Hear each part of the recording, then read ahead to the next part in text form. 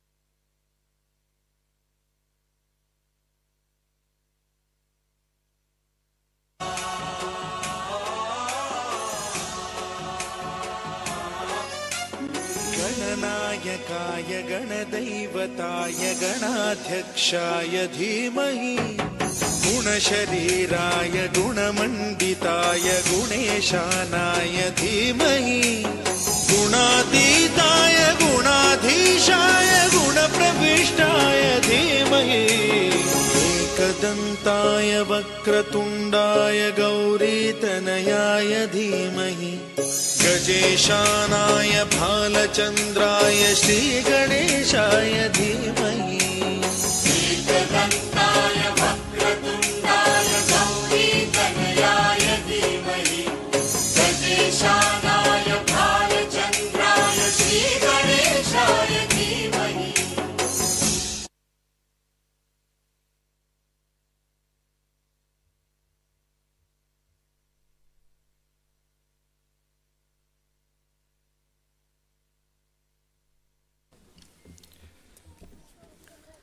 Thank you for that beautiful and auspicious beginning. We now proceed with the felicitation of our esteemed dignitaries and jury members by Devanshi Mohta, Social Media Club President, Bhavya Atwani, Business Club President, Palak Bhala, Business Club President, and Mohammed, Debate Club Secretary. Mr. Ishan Tulsian is a partner at R. Tulsa & Co. He is a federally authorized enroll agent of the US Treasury and IRS, a practicing registered valuer under IBBI, and a fellow chartered accountant, company secretary, and lawyer. With advanced expertise in international taxation and finance, he serves on the National Managing Committee of FIEO and as co-chairman of the Indirect Taxation and GST Subcommittee of the Bharat Chamber of Commerce. Mr. Gagan Keria is a fellow chartered accountant, company secretary, and law graduate with over 13 years of post-qualification experience in indirect tax consultancy, litigation, and due diligence. He has worked with Deloitte, Hastings & Sales, advising global retail conglomerates and IT majors, and is currently a partner at Miss HNA & Co. LLP, heading its Kolkata branch with a primary focus on GST advisory and litigation.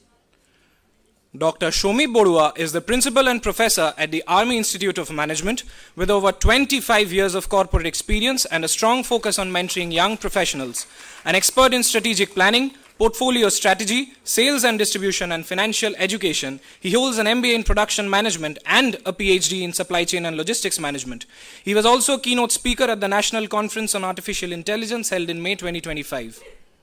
Mr. Nilanjan Ray is a partner at Wishlist Capital and an entrepreneur who leads Wishlist Capital and its associate entities, Wishlist Capital Connect and Feed, which focus on portfolio management, advisory, and financial education.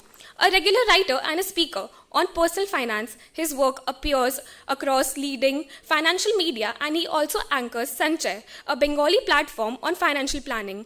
He is the author of 3 books, including No Room for Less, The Great Indian Retirement Crisis, which has received critical acclaim. We would now like to invite the Secretary General, Major General V.N. Chaturvedi, Deputy Secretary General Colonel T.R. Bera, Director Sir Dr. Shogato Banerjee, Principal Sir Dr. Topabroto Rai, Dean of Science Dr. Samita Gupta, Head of the Department of Commerce Dr. Preetha Sen, and our jury members, Mr. Ishan Tulsian, Mr. Gagan Kedia, Mr. Shomi Bodua, and Mr. Nilanjan De to kindly join us for the lighting of the lamp.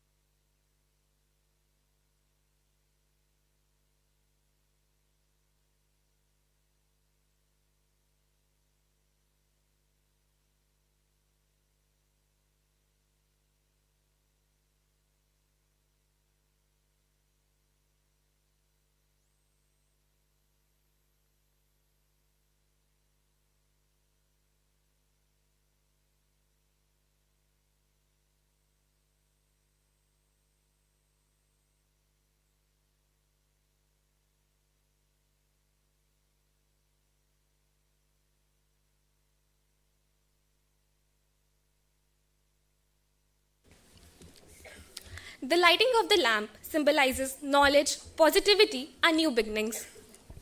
May this light guide today's discourse toward informed, inclusive, and impactful conclusions. We now invite our Director Sir, Dr. Saugata Banerjee, to address the gathering.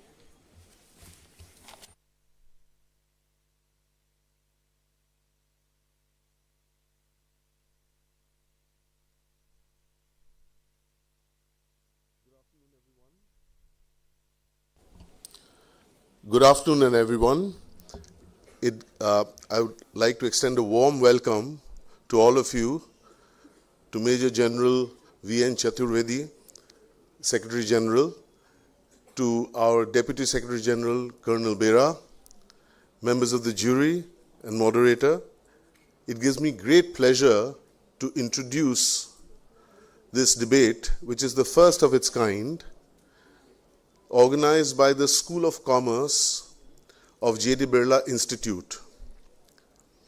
I don't know how many people are aware, but the School of Commerce of J.D. Birla Institute has been around for 28 years, and it used to be an all-girls college, but in the last few years it is co-educational. This debate is all about looking at the union budget from the perspective of Gen Z.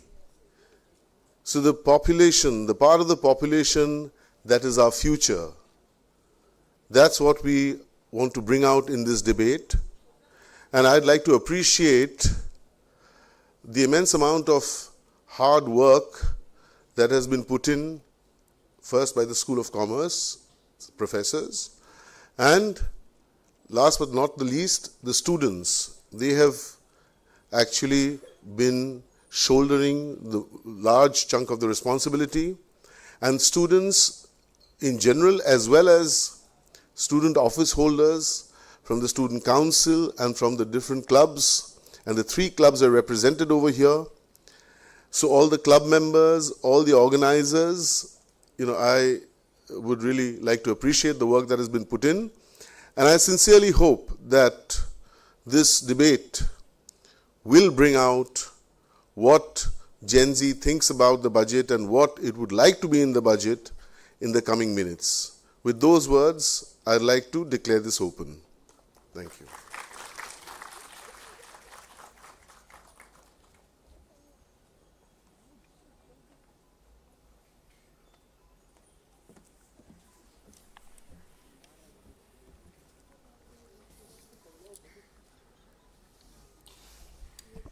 Thank you, sir, for your insightful words. Next, we invite our principal, sir, Dr. Tobrabrita Ray, to share a few words.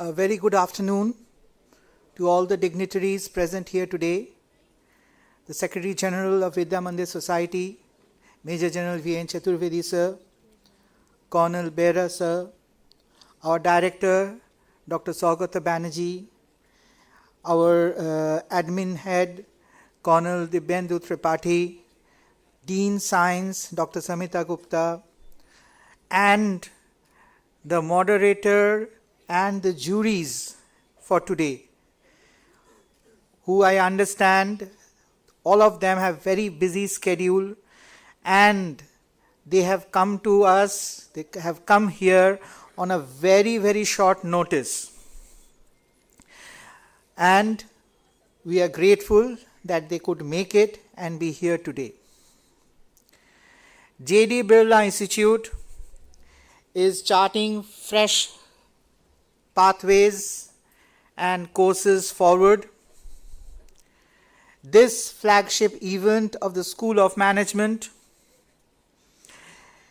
is a milestone in that pathway. We have in the pipeline flagship events from the Department of Management coming end March, and the much awaited Kaleidoscope, that is our fashion show, to be hosted by the School of Textile and Fashion early March. And the other schools, the other departments will follow suit. All these events are not college imposed or conceived. Rather, they are very much student driven. Even the format for today is student driven, student conceptualized. Yes, many of us teachers, we may not agree with what they have done. Maybe we had some reservations, but still the students reign supreme. So they have had their way. Now we will see the quality of the debate, the quality of the format that they have devised. And here we have introduced a particular element, a novelty. The people, the students from different colleges who have qualified from the preliminary round, they have had around 1.5 hours to tutor themselves to get ready, and to help them we have assigned 2 faculty members each for the for and the against team to mentor them, to help them, so that the focus is on the Gen Z. We are not having a budget session per se where we talk about the plus and minuses of the budget. that has been debated on the thousands of TV channels everywhere. We are talking about you, the boys and girls, the young adults out there, and how the budget, the previous budgets, the expected budgets, they contribute or do not contribute to your aspirations and expectations. With this, I'd like to thank all of you for taking your time to be here. Jai Hind.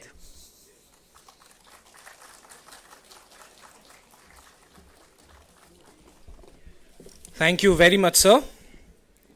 It is now time to begin our final round.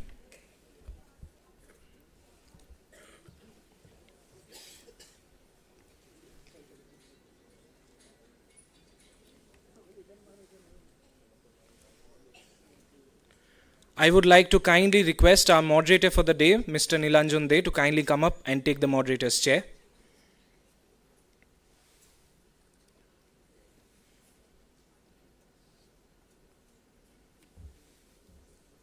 We sincerely hope you enjoy.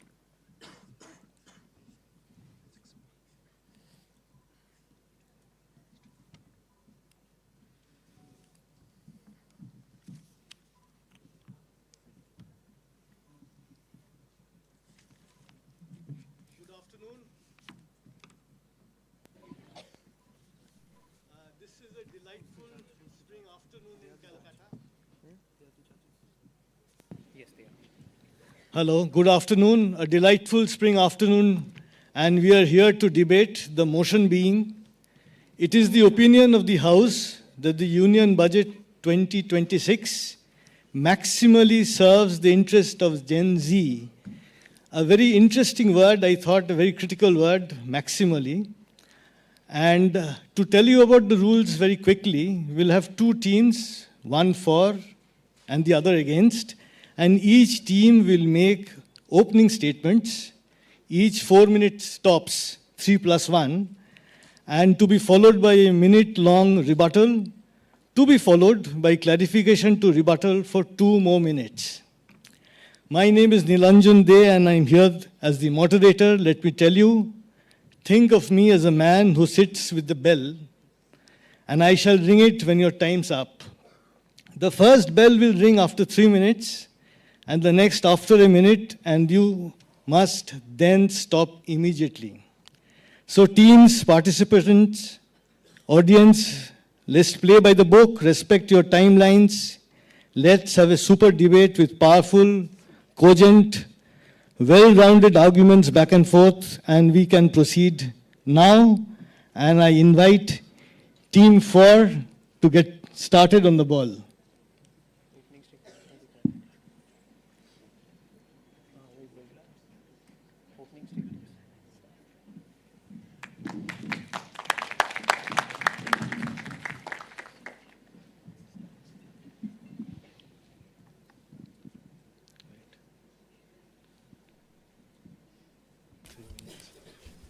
Team 4, your time starts now.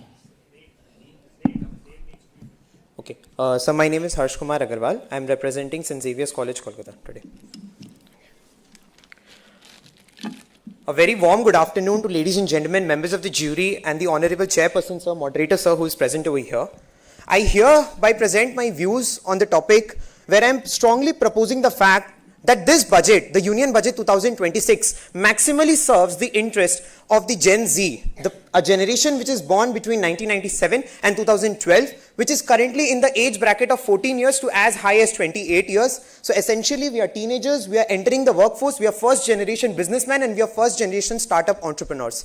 First of all, the Union Budget 2026-27 essentially establishes the fact that Gen Z is no more the person who requires welfare incentives. Rather, it is at the forefront and it is responsible for nation building at the highest core which is possible. Because it does not talk about survival, it talks about scalability.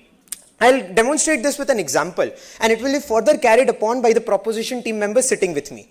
I say that when we say that GST rate rationalization has happened, and we say that the refund policy under GST has been made robust, a very quick question arises that, Harsh, how does it help the Gen Z? I mind you, a businessman like me who's setting up a business often faces the problem of compliances, endless forms, and a lot of cash flow issues. Because I deposit tax early and I get a refund later. When the government trusts us, when the government trusts the Gen Z with provisional refunds as high as 90%, they're essentially trusting the fact that the Gen Z entrepreneurs are ready to take charge and have a good cash flow system built inside of them. The budget 2026-27, while I will not go into much details about it, one very striking fact comes out that when we talk about biopharma Shakti, we are not talking about diseases which we have already dealt with earlier. For example, polio, for example, measles. We are talking about diseases which are statistically much higher to come between you, me, and everybody who is present in the hall. I'm talking about non-communicable diseases, for example, heart attack, cardiac arrest, diabetes. The government is essentially spending a lot of money in order to build infrastructure where it is ready to tackle patients in huge quantities for these kind of diseases. We are getting semiconductor businesses, we are getting ECMS benefits, we are getting rare earth benefits. The government is focusing on freight corridors. At the same time, it is busy making the Indian railway system, which is already present in all the remote corners of the country, more high speed. So instead of building a new bullet train line, we are essentially focusing on the already robust system and making it more convenient for everyday travel, not just a single journey from Mumbai to Ahmedabad. Coming forward, the tax anxiety has been replaced by tax certainty. A lot of us are aware of the fact that the Income Tax Act 1961 has been replaced by the Income Tax Act 2025. However, a very striking fact is that yesterday, the Central Board of Direct Taxes has released its draft rules and its draft forms. And one very striking feature is where one taxpayer had to pay several amount of forms and they had to deal with several compliances. The essential focus is the government trusts you, the government is ready to take charge, and we as Gen Z are ready to take charge in tomorrow's economy. Because we are people who will build the nation forward, and we are maximally served by the Union Budget 2026 and 27. To cover some more points, we have been talking about seaplane manufacturing, we have been talking about steel PLI. In fact, 54 MOUs have been signed by the steel PLI. And at the end of the day, I remember the lines of a very great statesman, poet and orator, Shri Atal Bihari Vajpayee ji. He said, and I quote, "Ujiyare mein, andhakar mein. उजियारे में, अंधकार में, कल कहार में, बीच धार में, घोड़ घृणा में, हूत प्यार में, जीवन के शत आकर्षक अरमानों को ढलना होगा. इन दिस इकोनॉमी हमें कदम मिलाकर चलना होगा, कदम मिलाकर चलना होगा." Thank you so much. Thank you. Please stop when the bell rings the second time.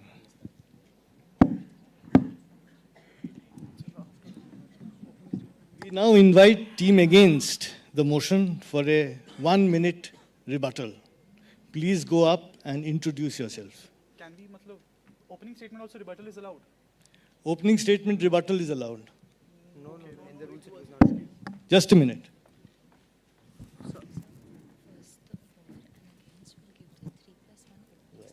Hello.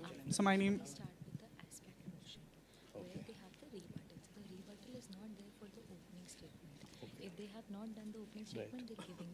Right. So I just ask them to. Yes, just an opening statement. Right. So I'll correct myself. Your opening statement is now. You're on. Okay. So rebuttal is after the. Afterwards, yes, of course.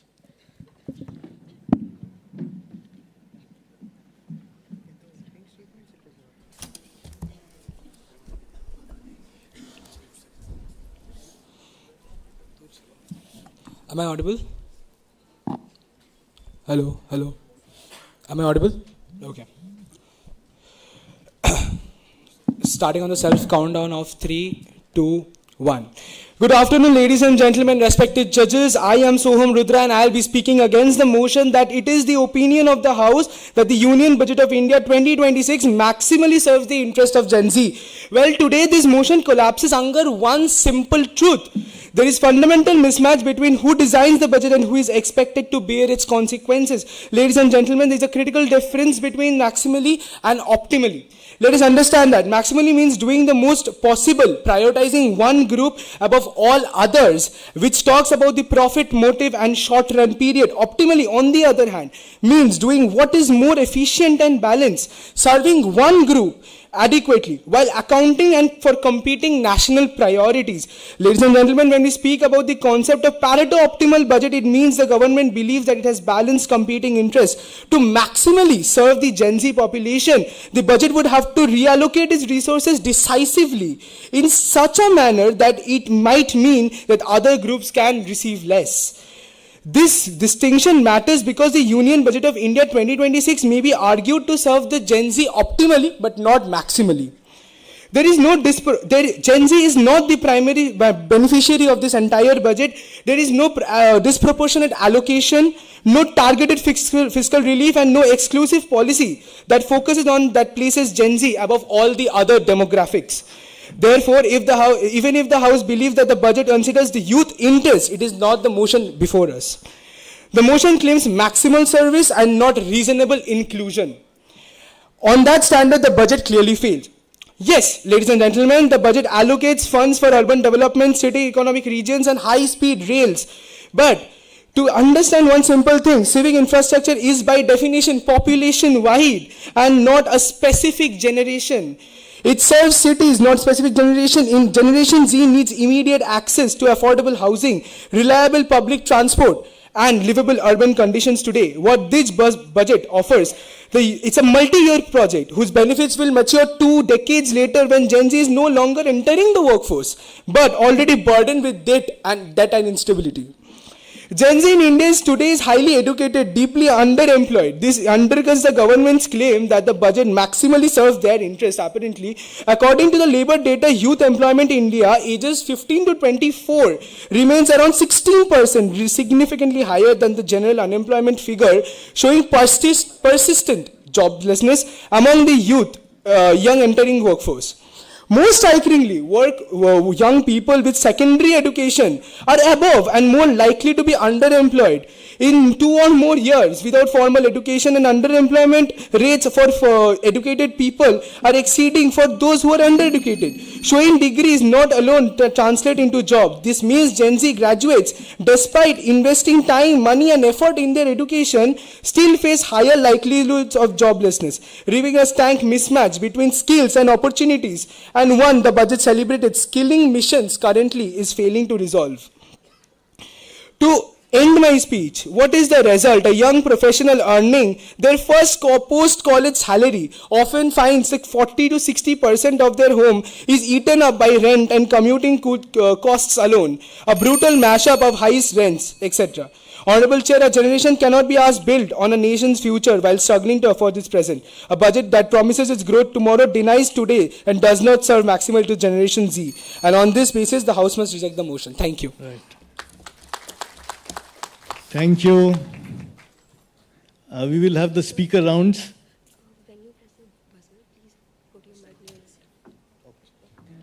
We will now move into the first speaker round.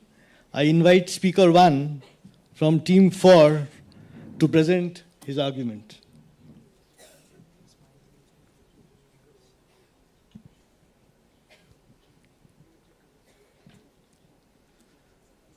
A warm good afternoon to everyone present here. I will be starting at a countdown of 3, 2 and 1. हम देश के रक्षक हैं, हम ही हैं सृजन की आशा, ज्ञान और कर्म से हम सजाएंगे नए. Sir, Ayush Agarwala from St. Xavier's Autonomous College. Okay. So, starting again, sir, if you don't mind. Yeah. Start again. So, starting again in 3, 2, 1. हम देश के रक्षक हैं, हम ही है सृजन की आशा, ज्ञान और कर्म से हम सजाएंगे नई भारत की परिभाषा। अंधेरों को चीर कर आओ, रोशनी बन जागे हम युवा मिलकर आओ, भारत की नई राह दिखाए। आओ हम मिलकर हमारा विकसित भारत बनाएं, एक विकसित भारत बनाएं। This is the very core of the Indian Union budget of 2026, where the core principle was Yuva Shakti. What did we focus on? Employment, skills, and education. Why? From a Gen Z perspective, what is the most important to us? What we will earn tomorrow from jobs or from ownership. What we learn today, will it be capable of providing us enough tomorrow? This is where the government has focused extensively. I give you a few pointers because I won't be able to cover how much impact this budget will have in 4 minutes. Firstly, orange economy. For the first time in the national history, the government has recognized something called the orange economy. 15,000 content creation labs, new fields like animation, video designing, comics and graphics, earlier not thought of. Our parents used to rebuke us for this kind of things. Now the government actually gives us the motivation to enter these fields, create our own employment opportunities. Because a degree in BCom might not be as useful as a YouTube influencer mindset in the future, and I will be able to earn. Next on, the government has largely focused on skill building. For example, I give you the numbers. 1.5 lakhs new caregiving persons, 10,000 new tourist guides, 2 million new content creators. These are not just numbers, these are the future fields that the government has extensively focused on. New sectors like tourism, 5 new medical tourism hubs which will provide employment to thousands of people as nurses, as doctors, as guides. We have improved our infrastructure by allocating budgets. Defense budget has increased by 16%, transports budget has increased by 10%. Where does this budget go? You need labor to create infrastructure, right? This creates employment. Now, not only has the government focused on employment, but on the skills, so that our employability increases. Not just we are increasing our skills, but also the employment generation. How so? We have focused on AI now. We are not safeguarding us from AI. We are essentially collaborating with AI now, right? Because the government has extended its fund from 6,000 crores to directly 9,200 crores under the Ministry of Skill Development, which is a 62% jump. Where does this fund go? For our upskillment in the AI field, for our upskillment in the fields which will govern the world tomorrow. Now we are not just protecting ourselves, we are going to lead tomorrow as the nation's youth. I give you some more numbers now. There will be a new National Institute of Pharmaceutical Education. There will be a new NIT, National Institute of Fashion, right? This kind of institutes were not focused on in the earlier budgets. Now we are increasingly diversifying our perspectives, our fields. New emphasis on textiles, 1,500 crore allocation. Sports, 4 minutes over?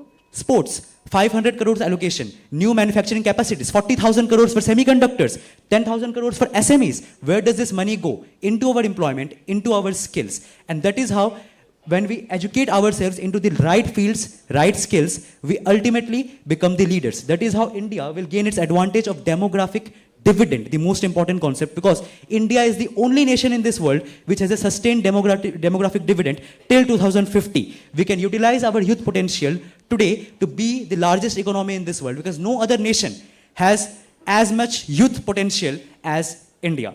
Thank you.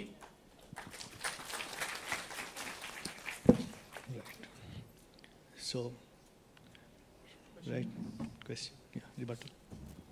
So, my name is Mohammed Shahid Dair. It's a nice speech. So, the topic that was given to you was education, skill, and employment. So, my question to you is, I have questions in 2 parts.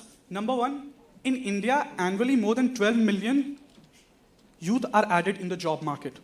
So, what is the immediate effect this budget actually helps us, as they say, maximally for the Gen Z? This is the first part. Secondly, you talked about numbers and how exactly budget is allocated.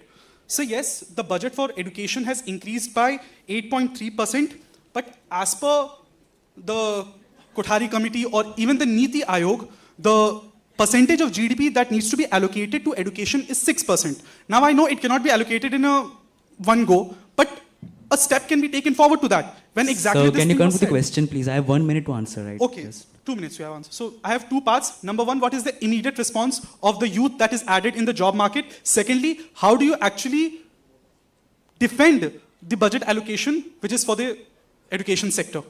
which is supposed to be 6%, but in reality is 2.6%. Thank you. So you have a 2 minutes window for a clarification. Rebuttal. Yes, sir. Firstly, thank you very much for appreciating the budget yourself. Like you have already said that we have allocated so much to so many fields, right? Which was never before in any other budget. So thank you very much for that. Now, as he said, that historically our Indian budget has lacked in fields of education.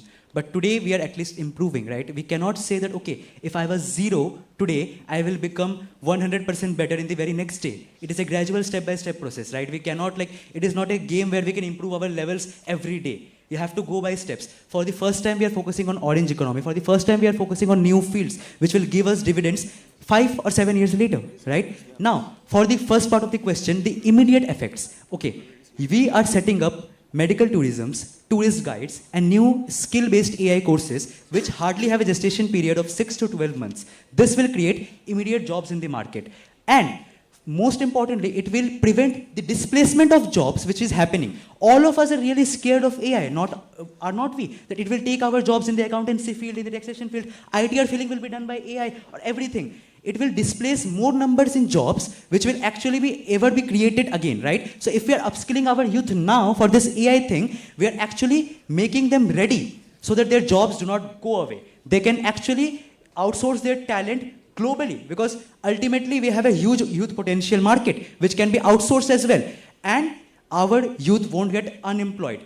Immediate effects are in these courses: long gestation periods for the orange economy factors and other medical tourism factors. Thank you. Right. Thank you. Sir, one question. In case there is a factual inaccuracy, can we highlight it? Afterwards. Not immediately. Don't stop the speaker. Afterwards. In your counter questions, First etc. of all, speaker highlighted about the AI, but government in specific has not allocated anything related to artificial intelligence. Number one. Secondly, sir, you were digressed completely by the question wherein I highlighted 12 million people who are actually entering the job market. You simply highlighted 1.5 lakh the tourist guides. So how the deviation is quite too much, sir. So how do you combat that? No, not right now. I'll have to stop. I'll have to be an executioner. I would suggest you ask your colleague to take it up. Right? Thank you. Thank you. So, team against? Sir, speaking now. Yeah. Yes.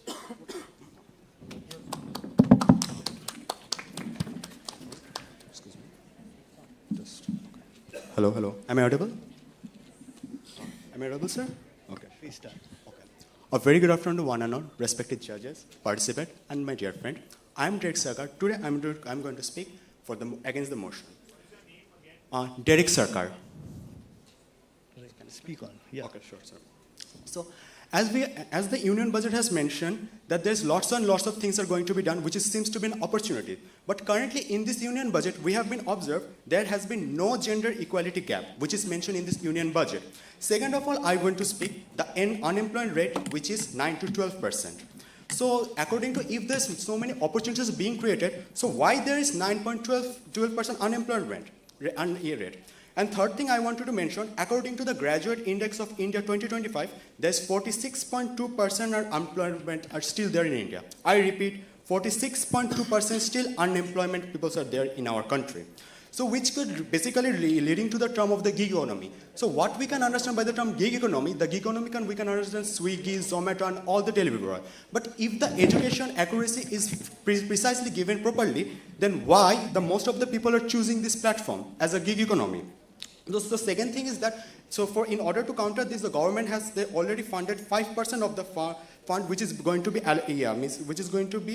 utilized, which is going to get utilized. But the thing is that how it is going to be utilized for the sake of the government. And sixth thing which I want to mention, that according to the Niti Aayog, 8.2% fund has been increased. I repeat, 8.2% fund has been increased compared to last year. But in actual reality, how it's going to work out in our education system. Seventh point, I want to mention that Bikshit Bharat. So speaking about the Bikshit Bharat, it says the open book chronology. In open book chronology, nowadays is basically outdated. So outdated in a sense that you are giving the exam by having a book and you are just contexting. So how it's going to implement in the era of digital and AI innovation? So in this field, the problem is, the issues is that we are just lagging behind and behind. Thank you. Right. So thank you. You have a minute for rebuttal. Hello. Thank you so much for your speech, sir. I have 2-3 questions for you. When you create a budget at your home for the next month, you say that you will allocate 5% of your money to food. Do you know what you will eat on what date? Do you know what you will eat on what date, at what time, with whom? Second of all, you said that there is an unemployment of 9 and 12% in the beginning. And then you said that there is an unemployment of 46%. So, like, which one should I take it? I think you heard that. You heard that incorrectly. I said unemployment rate is currently 9.12%. Correct. And according to the I mentioned that I forgot to mention, but according to the Graduate Index of India, it's 46.2%. That's my fault. I agreed. So, even if I assume a 9 to 12% rate of unemployment, I understand that it includes disguised unemployment. Would you please repeat? I didn't get Disguised unemployment. We all study it in economics. See, lastly, you said just one question, then you can. Ma'am, actually, I was interrupted in that 1 minute. Now, within. Okay, you have 30 seconds. You have a straight 30 seconds. Sir, fine. Just 10 seconds? 30 seconds. Carry on. Sorry. And lastly, you said that why are the workers, why is the youth going towards gig economy? Like, there was a fraction of your speech which mentioned that. Are you implying that going towards the gig economy is a bad move? See, I didn't mention that it's a bad move. I said why the generation they're moving into gig economy. So is it bad, like if they're moving to the gig economy? I'm sorry, I'm trying to understand. Okay. So it's okay. What can be referred to in that context is gig economy as a backlash it is getting. If the employment structure of this country was so good, then why the youth will push itself towards gig economy where they are suffering, where there are blackouts, where there are strikes on repeated basis? Right. So I take it that was your rebuttal. That was your rebuttal. Your rebuttal is done then. Yes, sir. Thank you. No. To me, yes. But we did not answer the first question. We should have answered the first question. So someone mentions an unemployment rate of 9 to 12%. I directly challenge him, bring me any report of the government stating a 9 to 12% unemployment rate for 2025 or after 2025. Because it is actually below 5%. I do not know from where they pick up the data. 1.5 hours were allocated to them. I do not know what they did in that. Right. I am sure the judges will take note of your post-rebuttal, which is not allowed, and I made that an exception. So right. So we'll go to the next point, the next level. Right.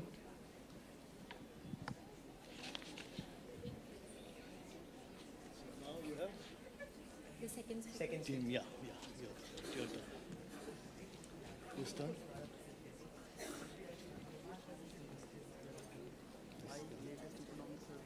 So team 4.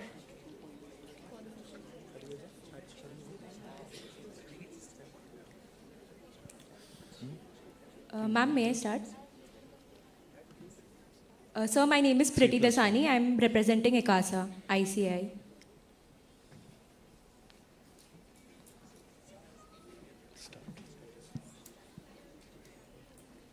So I would like to start my speech with a mythological quote which goes as Varun के हैं नयन हजार, इंद्र के हैं 100, आपके और मेरे केवल 2.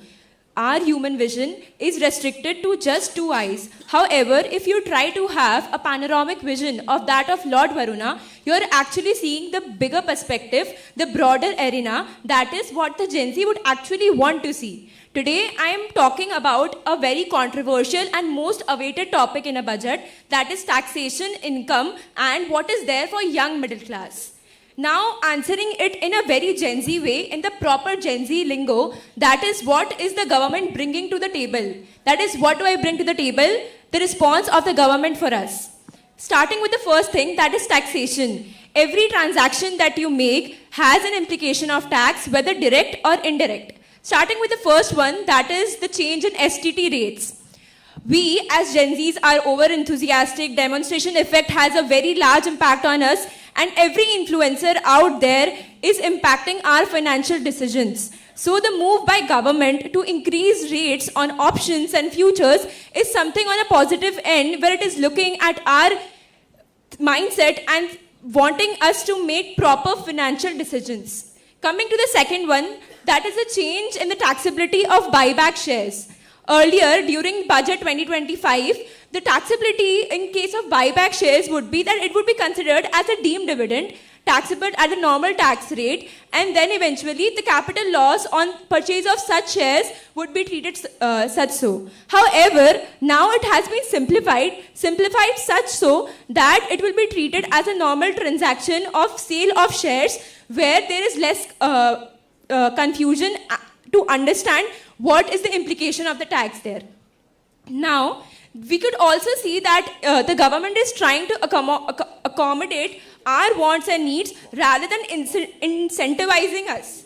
When I say so, I want to point that out, that use of personal items which we import from out of our country, the rates of custom duties has been reduced from 20 to 10%. Now that would be a great move for us, as the government is trying to accommodate and satisfy our needs rather than throbbing on us what it actually wants us to do. Coming to the third point, that is PROI investment. Now it is something which would be very incentivizing for young generation mind who are looking to set up their new businesses and wanting foreign cash flow in there. The government has now conceptualized that the rate of outside investment in India would be increased to 24%. Not just that, I would also like to talk about the young Indian middle class. The young Indian middle class today, ranging from the age of 20 to 35, sees people where in every 3 people are suffering from mental health issues. The government today has established or plans to establish NIMHANS 2.0 in northern state of the country, also establishing trauma care centers in Ranchi and Tezpur, and actually looking at the aspects that the Gen Z wants to get addressed. Seeing that as well, girls' hostel in every district in India has been planning to be established for safety of girls, and that is actually a move that would satisfy the young Indian middle class. Coming to various other points as well, there has been a degrading or a negative impact on cryptocurrency sale and purchase as well. The misreporting of income in cryptocurrency is now going to be penalized at the rate of 500 per day up to 5,000 rupees. When we talk about such facts and numbers, we are not just putting out at what the government wants to do, but you have to look at the perspective and the psychology behind it, that the government wants you to lead the right path. When TCS rate of 1% is being increased to 2% in the case of alcohol consumption, which is suitable for human consumption, the government is wanting you to lead the right path. So in the current situation, the government wants you to lead the right path in a long-term future perspective and not in a short-term manner. That's all from now. Thank you. You have a minute. So my name is Mohammed Shahid Dair. Nice speech, ma'am. You highlighted there are 2 types of taxes, direct taxes and indirect taxes, and in both aspects you fail to acknowledge what exactly the government has done when it's related to income tax, and secondly, GST. So that's completely defaults anything related to taxation, ma'am. Secondly, you fail to mention that the government has now started to tax sovereign gold bonds brought from the secondary market. How do you counter that? Secondly, you talk about buybacks. Now it is being treated as capital gains. And let me tell you, it is closing off any sort of popular tax-efficient wealth-building routes that was earlier there. So 2 postulates I have. Number 1, how do you define the sovereign gold bonds? Secondly, when talked about income tax and GST. And thirdly, again, the buyback as you highlighted. So it's 3 distinct paths. Starting off with the rebuttal, I would really like an opponent who listens first and then questions. Because it would be very sarcastic of someone to say I haven't mentioned direct tax and indirect taxation when implication of buyback, implication of STT rates have been mentioned in the first sentences of my speech.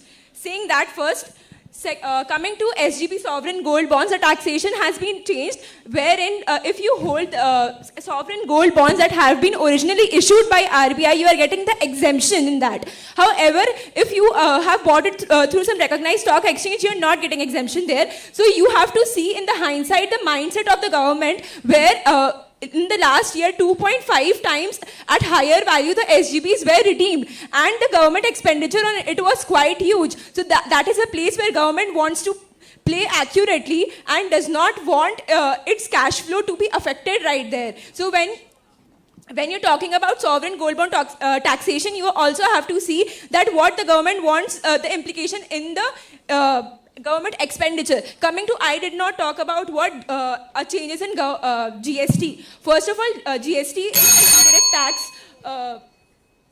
Complete it. Just one Complete the sentence. GST is indirect tax. Indirect tax has indirect implications. Indirect implications have been covered in my speech. Right. So- Thank you. Thank you. I'm delighted the way this is progressing. No. We'll move into speaker round 3. You had your chance. Speaker 2, against. Right. So Right. now.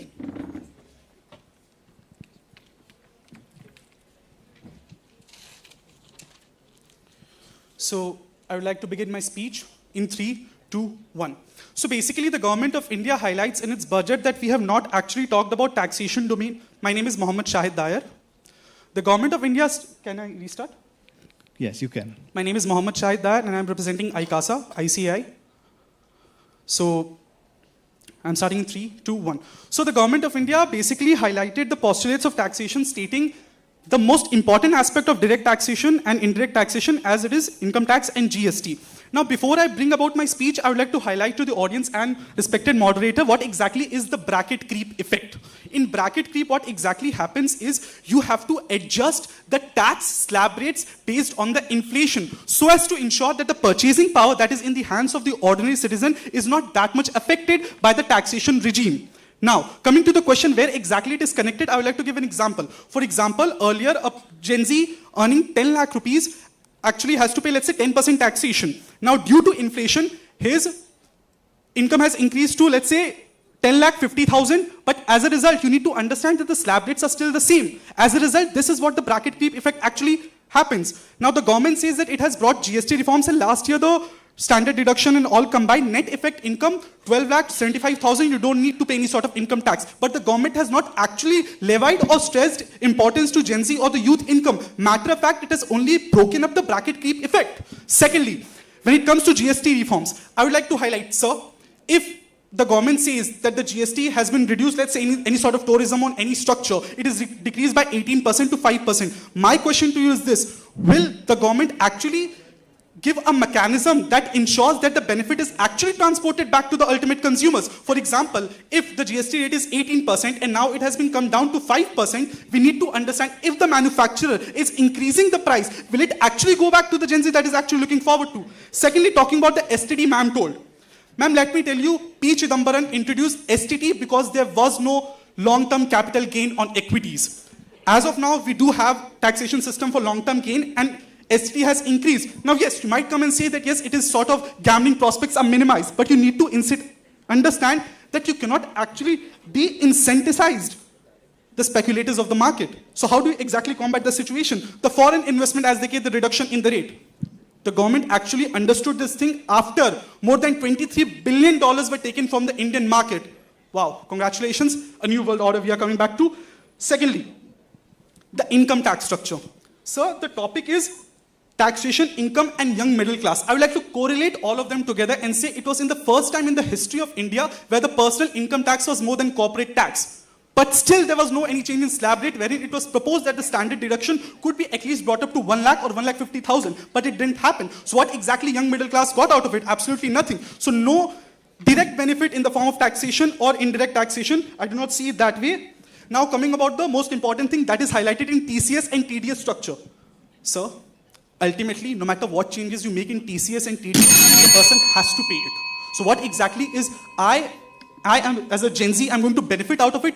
I cannot actually formulate my policy according to that. Secondly, an important thing highlighted that tax holidays until 2047 for data centers. So there's a very important international trade theory that goes like the product life cycle theory, that is by Raymond Lennon, wherein it states that the product is first developed in a developed country, then its demand increases in some other country, then it reduces, and ultimately in an economies of scale, it transfers to a developing country. For example, computers were first manufactured in America, then it went to Europe, then Japan, and ultimately China. That is exactly what happens when any sort of integration in any sort of technical domain happens. So ultimately, India doesn't necessarily need to do anything about it. What they can do is simply be a caretaker and understand that, yes, we were not part of .com bubble, but still, we are the largest provider of any sort of tech services in form of Infosys, TCS, or Wipro. So how does that happen? So I'd like to end my speech by saying, just a concluding quote: knowledge is knowing that tomato is a fruit. Wisdom is knowing that it should not be put in fruit salad. Thank you so much, everyone. Have a nice day ahead. Right, right. So, team 4, you have a minute, 60 seconds window. Thank you for your speech, Shahid. Starting with my questions. So the first one would be, you mentioned that no key amendments were made in the direct tax slab rates. Well, very first of the thing that the new income tax act 2025 is going to be effective from 1st April 2026 onwards. So how do you say that the rates which are going to be changed from 1st April onwards have not been considered there too? Now coming to my second question, that is, if the real change in rates in GST, the benefit has been passed to the customer or not, we have proper anti-profiteering laws in GST for that, and that has been catered to. So why is this question even arising? Right. Thank you. You have 2 minutes. I would like to start by saying a good priest is someone who practices what he preaches. If the person highlighted in the previous rebuttal that I should have listened to them, I also expect them to actually practice what they said. Because when I highlighted my income tax rate, I stipulated that government is not benefiting us. They are actually eliminating the bracket creep effect. I spent 1.5 minutes of my speech explaining that, ma'am. So I cannot actually do further clarification. Thank you so much. Coming second to anti-profiteering law. And there is Competitive Act, there is Monopoly Restrictive Trade Practices Act. But does it mean that it happens? What the manufacturers are saying, because understand, government said that anti-profiteering law would be there. But how exactly is the mechanism? Had it been defined? So what government told that what you could do, let's say there's an FMCG product. There's an FMCG product wherein, let's say there are 10 biscuits. What the manufacturers can do is they can add up more biscuits so that they ensure that the ultimate benefit is reaped by the consumer only. So that profiteering structure is not, because understand, when we talk about taxation or any sort of middle class youth income, price is the sensitive index we are looking forward to. That is my main question. It was also stated that, for example, as if the new slab rates would be increased in GST, but will the price decrease? That is my major question. The entire aspect is price sensitivity. So how do you define that? When we try to define that, we are saying that GST 2.0 is going to be rationalized. If that is going to be rationalized, anti-profiteering rules are going to be there in place, and you cannot just say that it is not going to be executed if laws are not there. If the laws will not be there and it will not be precedented, then what is even the fact of having a law in a proper democratic country? First of all, a simple question, ma'am. If this is a 10 rupees bottle and 20% taxation is there, now if the tax rate is reduced to 10%, will the company sell this for 9 rupees instead of 10 rupees? That is my simple question. That is the price sensitivity I'm talking about. Yes, they will. Right. And that is why I said the anti-profiteering laws are there in place for that. Right, right. So team 4, your next speaker. Your next speaker can take it up.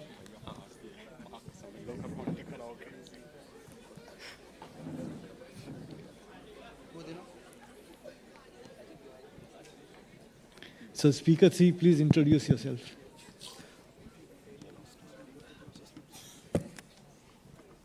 Am I audible to everyone?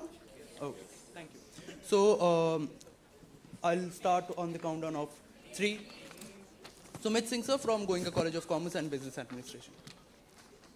So I'll start with the countdown of 3, 2, and 1. First of all, I would like to highlight the first speaker of the against motion, because it was very clearly understated and very cunningly stated that since there is no direct approach towards Gen Z, that means that it was not maximally serving Gen Z. Well, when we are talking about terms, sir, you see that the term maximal was very highlighted in his statement, but you have to understand that budget in itself cannot be focused on any particular group itself, right? Because budget aims to optimally help everyone. But even keeping after that aside, when you're talking about a particular group and groups which are benefiting the most after doing everything, then you have to see who is benefiting the most. And with that, he also talked about the fact that there are no direct implications to Gen Zs, a lot of that which can lead to the substantiation that maximal application is there.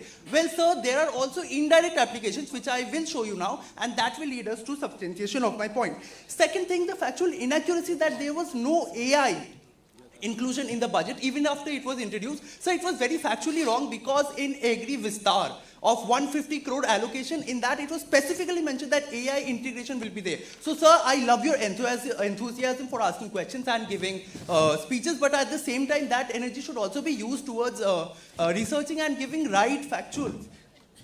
After that, when I'm talking about the factuals, the stakeholders and the ambit. The ambit is today's budget, and today's budget will specifically, it was highlighted that keeping in mind the Viksit Bharat of 2047. Now from today onwards till 2047, the biggest working part would be of Gen Z. Because until 2047, the maximum age will be 50 and minimum will be 35. And with education itself from today, if we are starting to implicate it, it will be right from the Gen Z itself. So first thing, I will just give you a top up and then I will connect the dots because I love economics because you can connect the dots.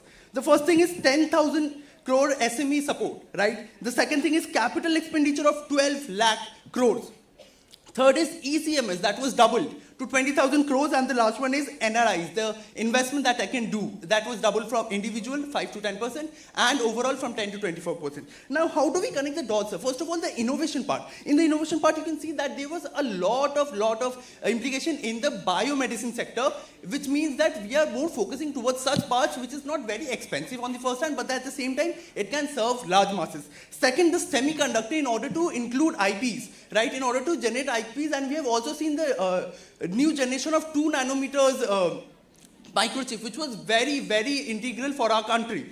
With that, I would say that when they are talking about startups and integration, you will see that the biggest support that was given to it was manufacturing. Now you will see that the biggest problem of our country itself is that service sector grew more and before the manufacturing sector. And that is corrected in this today's budget when maximum allocation is given towards the subsidies and schemes of capital import, excise duty, trade-off and manufacturing. Well, even after that, when you're talking about ease of doing business, that is also favoring towards capital import, and that also helps with the investment of NRI. Now you think that why? Right, when you're getting the investment of NRI, they are not doing for the sole intention of getting profitable, but also to help their country back, which means that even when we are having economic downfall, their money is very less likely to go away. Second is the e-commerce. So you will see that the most e-commerce that is going out of our country, it is through big companies. But what do small companies, what do Gen Z do? What do new people do? The investment that is done by the government towards textile, towards leather, and every export duty that has been traded off, that can be very beneficial. But again, who will help them to market that? That will be done through the orange economy, which is again supported by that. So a whole economy, a whole system is done, and this vicious cycle is towards the other competitors, which we are having competitive advantage about. And then on the soft power, we can have on the textile and industry. So on the large, we can have, you can see that at the end of the day, we can see the future economy has very least power dependence on the world. We can see that is the critical minerals. Through the fortification of the critical minerals, we can be less dependent on them. We can see the export because of the trade deals that are happening, and that will be leading towards the exports. And at the end, the manufacturing which will help in employment and which will further enhance our economy. And at the end, this will strengthen our budget, our economy, our future, while maximally serving the Generation Z. Thank you, everyone. Thank you, Team 4. Team Against, you have a clear 60 seconds. Your time starts now. So first of all, fantastic speech, sir. And first of all, I'd like to highlight the public capex which you highlighted. If you go inside the ministry and where the stipulated expenditure was mentioned, you can see the urban development. Last year it was allocated 96,777 crore. And this year, it is allocated 85,222 crore, which is 11.6% decrease. Now, why it becomes important is, for example, urban infrastructure I'm talking about is sewage, transport system, how exactly day-to-day functioning or commutation of a Gen Z is highlighted. This very same auditorium was underwater when stagnation water was there. So how do we counter actually that? So the urban development, yes, correct. Public expenditure, capital expenditure has increased, but urban development expenditure has decreased. So that as a Gen Z who is in urban area, I do not benefit from it. Secondly, one elaboration on your part, sir, I would request. For example, you said that NRI investments are good, totally. But I have one question for you. In a simple, thoughtful process, do you really think it will be benefit to be dependent on that when it comes to trade wars? Simple. Thank you. You have 2 minutes to answer that. So I'll be answering. Yeah, start. So my name is Harsh Kumar Agarwal. We were told that anyone can answer.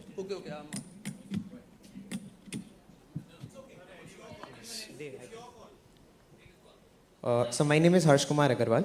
So I'll answer your question in parts, sir. So first of all, thank you for accepting the fact that there has been an increase in capital expenditure, very kind of you. Second of all, you mentioned that in the Ministry of Urban Development, the allocation has been reduced. First of all, sir, it is a fund. It is not an account or it is not an estimate of how much it will be spent. If there is amount pending at the end of the year in an account, I will not spend more money into it. I will spend less money into it. Second, transport is covered under Ministry of Transport. Sewage is considered under another ministry. Infrastructure is considered under another ministry. Urban development strictly refers to the urban development only. Does that answer? No, sir. I would like to highlight one thing. Yes. Sir, as per the increase in the system of budgetary allocation, even a simple NRR of 11% is good. So saying that it is a big thing that the percentage has increased is not something to be highlighted upon. Secondly, so when I said about urban development, what specifically I am talking about highlighting the public capex which sir specifically highlighted, stating that 12.2 lakh crore that were allocated. I have fragmented it into said public capex include all sort of ministries, sir. And that is exactly how I connected it. So and what was the second part? No more, perhaps we can have the next speaker. We can have the next speaker, but very good attempt. Please address the judges. Just one sentence because he also got a second chance. Okay, just very quick closing thoughts. He mentioned that the direct fund allocated to the Ministry of Urban Development has decreased. He did not see that 6,000 crores has been additionally devoted directly to urban development only in tier 2, tier 3 and temple towns. This is also going for urban development. And he did not even mention that medical tourism hubs are selected in these towns only. So ultimately, if you are decreasing the direct fund to this ministry, you are giving even more funds to other ministry which will develop the urban areas only. Sir. Right. Please look at the overall budget. So the judges have taken cognizance, judges have taken note of all your points. I will have to invite Speaker 3 from Team Against to present your argument. My name is Harshita Kumari Agarwal and I'll start in 3, 2, 1. Good afternoon, respected judges, moderators and members of the House. I'll be speaking against the motion and from the standpoint of innovation, startup and future economy. Now, innovation systems are not only built on funding, but they're also built on compliance, safety and entry flexibility and threshold fairness, and that optimization is incomplete here. That's why maximality of announcement does not equate to the optimality of youth impact. The budget announces ambitious innovation signals, including the biopharma initiatives as mentioned, SME growth funds, etc., which structurally appear futuristic, but what about the participation capacity? And it's not just about policy visibility, is it? Because maximum allocation does not equate to maximal Gen Z benefit. The budget introduces ambitious innovation signals. Now, from a research and compliance standpoint, even innovation-linked tax architecture shows uneven accessibility. India's safe harbor framework, which protects firms from transfer pricing disputes when preset profit margins are met, largely benefits established IT and R&D exporters. Early-stage startups, which typically operate on volatile and thin margins, often fall outside these thresholds. This creates a threshold disparity where compliance certainty is available to scale firms, but not to experimental Gen Z ventures. That increases the risk instead of reducing it for first-generation founders. Startup capital allocation is the same as startup employability. Venture ecosystems absorb only a small fraction of the youth workforce, and early stage firms statistically have high failure and turnover rates. When innovation policy is startup centric but employment reality is not startup stable, maximal benefit cannot be claimed. Efficiency is doing things right and doing things the right way and doing the right things. And the Gen Z policy evaluation is about the effectiveness and not about the volume of the allocation, or it's actually about the relevance of access. The budget strongly prioritizes deep tech sectors, but there is no dedicated large-scale Gen Z innovation onboarding pipeline tied directly to these investments. And I'd like to stress on youth onboarding. Gen Z innovation today is so decentralized: creator economy, digital micro-enterprises, freelance tech services. And these are rather distributed innovation youth models. We heard you talk about the support for the orange economy. However, policy recognition isn't the same as income security, as the creator economy is dependent on algorithms and the income itself is uncertain in this area. Future economy investment must connect the three layers: infrastructure, skill conversion and youth market entry, and this budget sustainability funds the first layer but insufficiently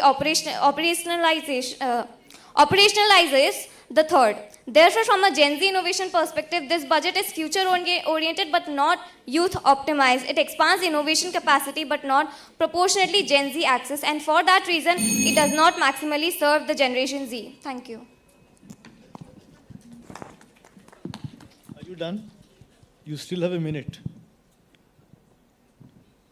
Proceed if you want. I'm done, sir. Okay, thank you. So you have a minute. Well, ma'am, thank you for your fine speech. I have just a few points that were spoken in your speech. First of all, the relevance of efficiency. Ma'am, you're talking about how efficiency the funds will be used in the particular budget which is given towards Gen Z. Well, ma'am, when you're talking about efficiency, you have to see that in a demography which is as large as India, you cannot ever have 100% optimal efficiency in the first place. Second thing, that when you are talking towards allocation, budget is only about allocation. When you're talking about execution of that allocation, that comes towards the point of the state, how the state is allocating it and how the state is utilizing it. Second thing. Third thing is, when you're talking about the youth integration, ma'am, I do not know how well you have researched, but there were a lot of parts where it was told that for waterways, there will be particular channels and guides which will be particular channels that will be helping in training the youth. So what do you have to say about that in order to add the manpower to there? Second thing, there will be clusters of universities and technical placements to make sure that the industries in that particular area is supported. So how do you counter that, ma'am, when you say that there is no particular aim towards youth integration? Thank you. So team against, you have 2 minutes to answer the gentleman's question.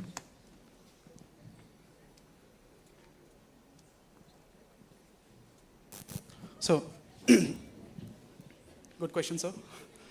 Many parts. I would like to break it. If I forget something, then I will ask you back.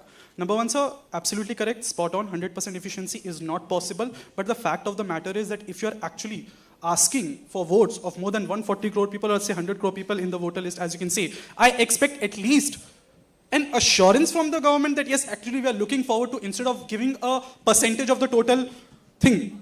Secondly, second question was, sir, budget allocation. Sir, repeatedly from that side, one argument that is clearly stated, it is allocated, it is not utilized. So, sir, then this entire academic debate is flawed.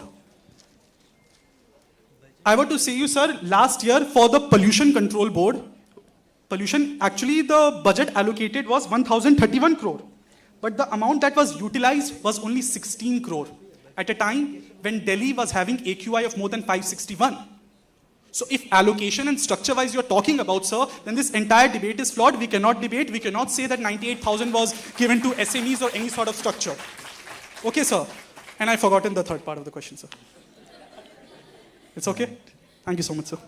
To reply to that, first of all, budget is set by the legislative. Budget is a mere allocation of funds. So when you say it has not been utilized, it is on the part of the executives. So questioning that is actually flawed. Executives, are you sure?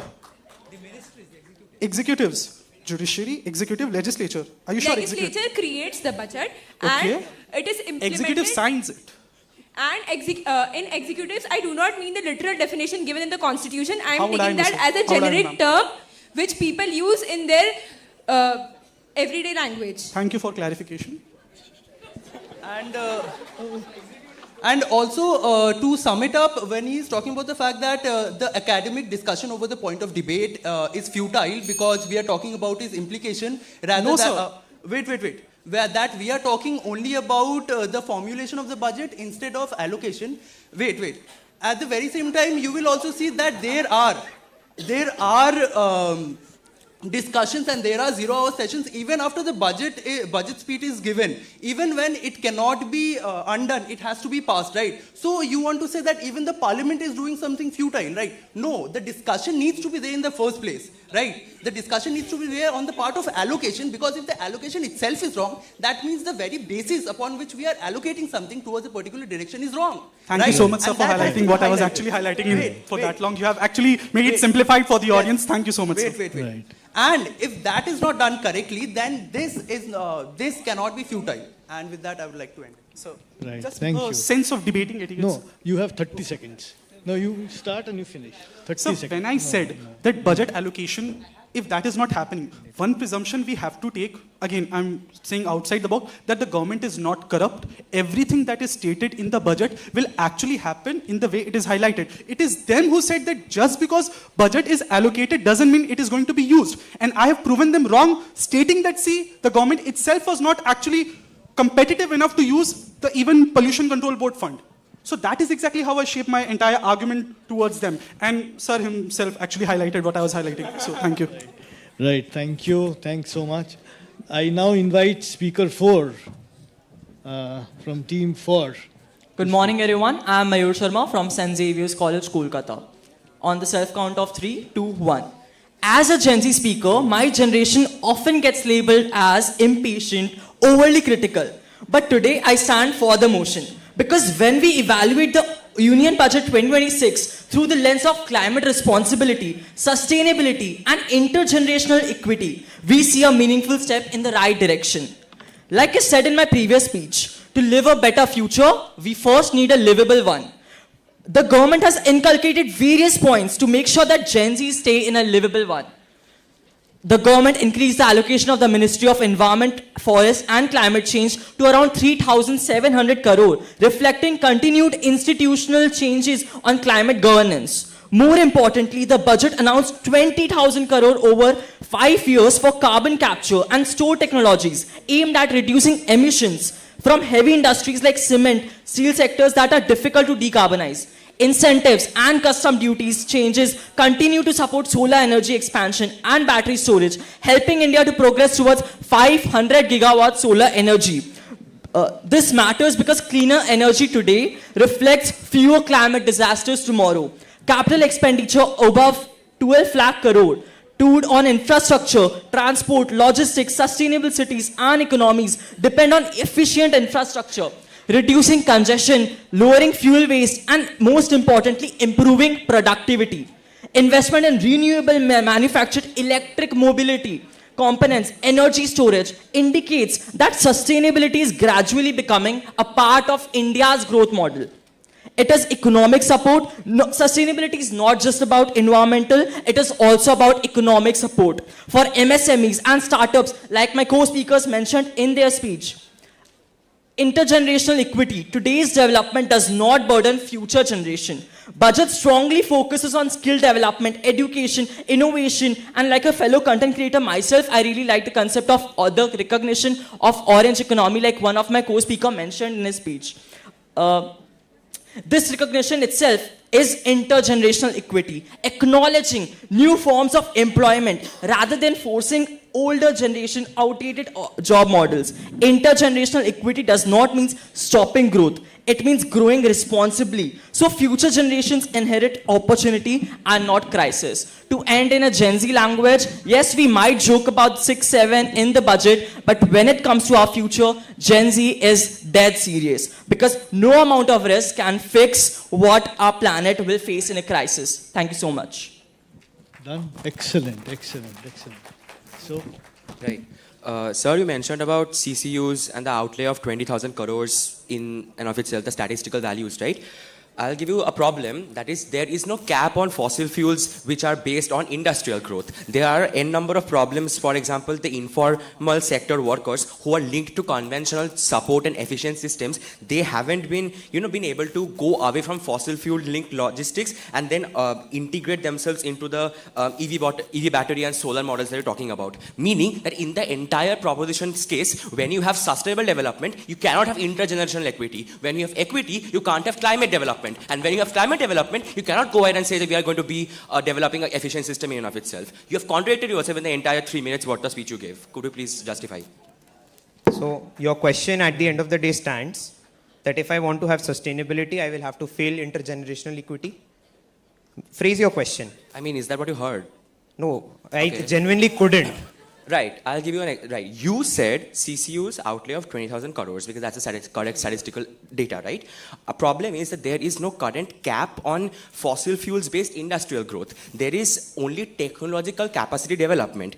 For example, for the deep carbonization of the power sectors. two problems there. One, that when you don't have this cap, there are informal sectors who are still, busy using the fossil fuels-based conventional systems, but they don't have the incentive or the subsidies to go ahead and integrate themselves into the risk mitigation factors or the EV battery and solar model jobs. So you don't care about marginalized workers, you don't care about middle-class families, because if you did, then you would actively go for policy improvements to ensure equity as well as sustainable development. If you can slow down with the accusations that I don't care about marginalized communities, it's a very simple matter of fact that today, when you're talking about CCUS, it essentially refers to the companies and the industries which are actually fossil fuel reliant. Mr. Sandeep Pondrik, who is the Secretary of the Ministry of Steel, yes, you can look it up, not an issue, has officially said that decarbonization and green steel will be the future, and a policy is being introduced in 2026 itself. Second of all, when you say that marginalized communities do not have access to, and they do not have the incentives or the subsidies to access such places, I'd like to say West Bengal is the best example of it, because I can assure, and I think the audience will assure, that today early morning, if I see blue-collar workers, they are actually implementing and they are actually utilizing green motorcycles or electric motorcycles, which are being subsidized by the manufacturers, and they are effectively using it in their day-to-day transport. Maybe their quantification is not able to reach the eyes of the final ministry. Hence, you are able to make this argument at large. However, both of them go together and both of them are synonymous. It's not that both of them are alternatives to each other. So I'll allow 30 seconds. Very so closing my remarks. Sir, the entire structure of his question was how exactly do you integrate the middle class, which is actually stipulated. It was not his question, no. No, sir. Just a second. Sir, he gave example of EVs. Our question is the low-age earners that are actually using fossil fuels and equity that is driven. You are connecting that thing to someone who is using EV as a sort of decarbonization. Not exactly it is EV not as well. Just a second. Normal bicycles, two-wheeler bicycles, Yes, which are being used by daily wage workers. Yes, sir. In West Bengal, they have the highest amount of adoption, where they have adopted to an electric motor or a green vehicle motor. And it is present in all the sectors. You can see it in all the places you want to see that. When you're talking about, you cannot have 100% adoption on day one. If you understand that, that is where debate starts. I totally agree. Your general mistrust in the system cannot defy budget allocation. Yes, sir. So we are totally agreeing to that 100% integration is not accepted, and that we have to have a temperament to understand that. Right. But sir, understand what you are giving a connotation of EVs. We want to connect. I never mentioned sir, EVs. We are connecting Bharat to India. Understand it. When he talked about the speech in that question, sir, you are integrating that in entire EV. We are talking about how fossil fuels, sir, maybe we do on a day-to-day basis do not use fossil fuels. I am talking about integrating the people who are actually using it. And you are bringing your let's say that strata, we can say, how do you integrate that? That is the demarginalization. That's what the major outlook is in this entire budget. Right. Any last words? Yes. Last words, absolutely. To answer the original question, the modified question, and the further argument, the question was on CCUS. CCUS is there for industries. You want to bring something else? I have answered on that also. For the point of academic debate, that is my answer. You can continue. But sir, you failed to highlight marginal equity. Team 4 had its last words. Anything from team against? Last words, very last Failed word. to highlight marginal equity, which was the basic crux of the question. Right. So as we can see that all of you have spoken. 10 seconds. Yeah, I'm left. Okay. Oh, right. Wait. Right. Yeah, you may, yes.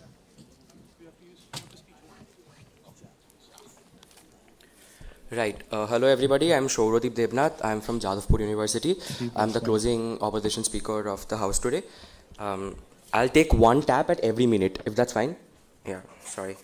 So one tap every minute. I'll start on a self count of 3, 2, and 1. They say guns don't kill people, those holding the guns do. Too bad those people didn't go away, handed the proposition even bigger guns, and they came to this debate, right? Debaters are living in India where the union minister says, the Anurag Thakur says that, oh, there are people who are professional protesters, the Andolan Jivi, essentially delegitimizing protester dissent. My grandfather called me an atil, meaning an intellectual person, when I told them that I am going to a workshop on gender sexual minority representation in labor codes, because we care about marginalized groups, we care about vulnerable honorable people, we actively care about the empowerment of these high stakeholders in this debate. To start out with rebuttals, the previous speaker mentioned about 22,000 crores for rooftop solars. I would like you to know that there are three kinds of lies. Lies, damned lies, statistics. There are a number of execution gaps, including 10% of Prime Minister Surya Ghar targeting met historically. No biodiversity amid 20% scheme links and land diversions per TERI statistics. Meaning that if you had utilized 1.5 hours to actually read real articles and not ChatGPT, you would actually know that implementation and compliance have actively failed on your side of the house.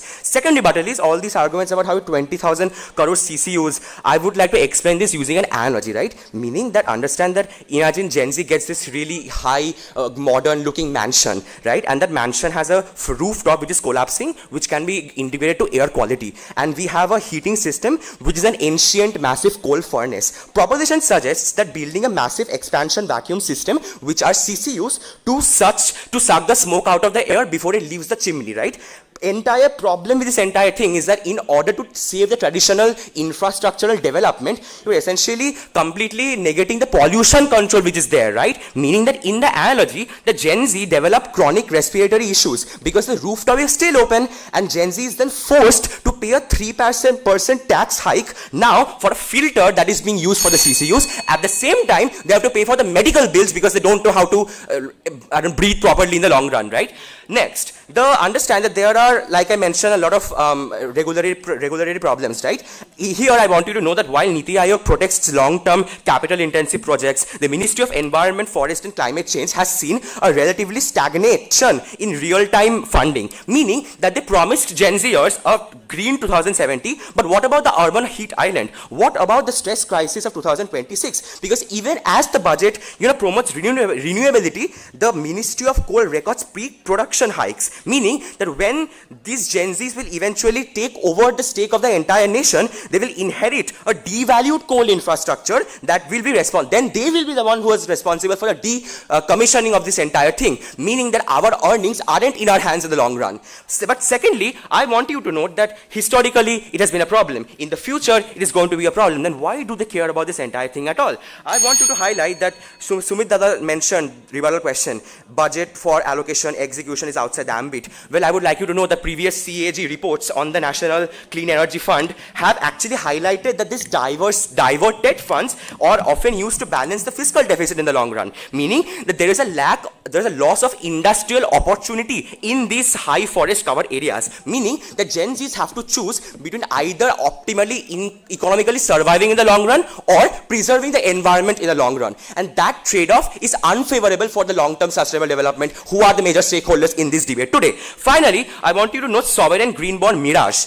Green bonds, which the SEBI or the RBI are yet to finalize, by the way, because they have no legal mandate over it. They have no economic person actively telling you that, oh, this is legal, legit, valid. That is the entire problem with this entire policy implementation. RBI has yet to finalize these bonds, which are frequently utilized for optimistic projects that have a lot of bad ecological footprints, such as large-scale hydros in fragile Himalayas. Finally, what is the impact of this? Meaning that by issuing 30 years green bond, the government is essentially borrowing against the future earnings of Gen Z to currently fund the technology that exists today that might be obsolete within the next decade. We have a really bad future ahead of us if you were to vote for side government today. Thank you. Thank you.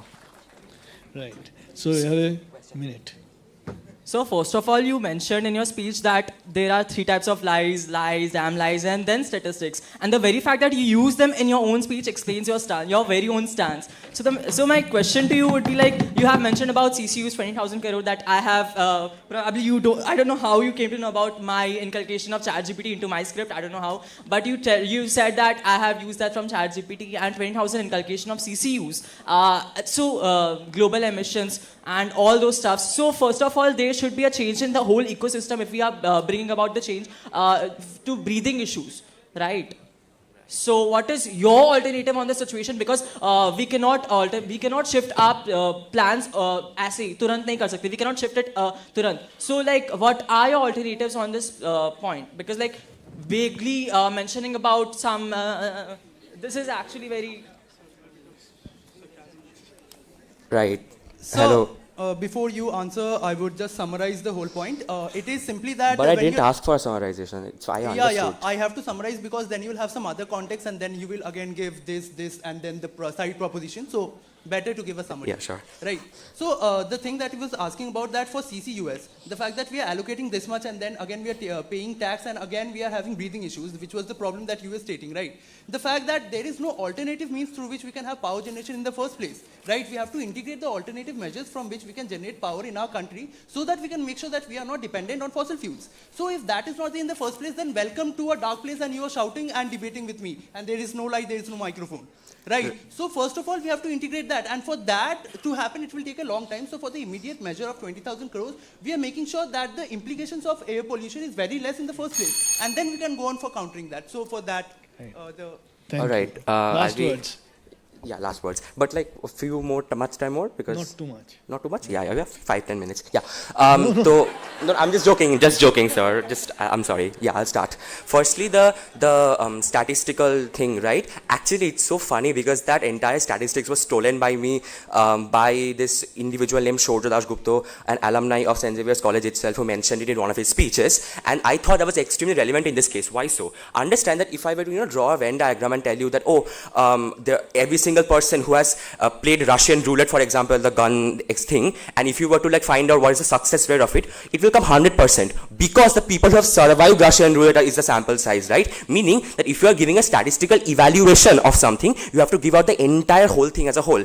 I countered the CCU's part because the very effectiveness, implementation, regulatory compliance is a problem in and of itself because statistics shows that you have failed in countering that measure. Finally, the very concept, CCUs, what is the alternative? Make compliance better and then don't completely cut out or slash out the budget for air pollution because that is a pertinent issue for the future stakeholders. Last sentence is that the very concept of privilege, concept of vulnerable and marginalized groups is subjective, meaning that I am a privileged person in more than one ways, but I can still be an unelite, a poor and marginalized communities in the other. Those are intersectional concepts in and of itself, meaning that somebody who is homeless is going to survive, is going to suffer from air pollution and water pollution much more than I am going to because I have a fallback mechanism within it. Meaning that you cannot completely take fund from this X and put it to Y and then hope for the best in terms of allocation because there are a lot of people who are not countering to or catering to on your side of the house. Thank you. So, as you can see, all your arguments have reached the judges and we leave it to them. They will decide and we'll get back to you as soon as possible. Right? This concludes the debate. We had an excellent, wonderful, very logical speech. Thank you so much. Thank you, audience. Thank you, judges.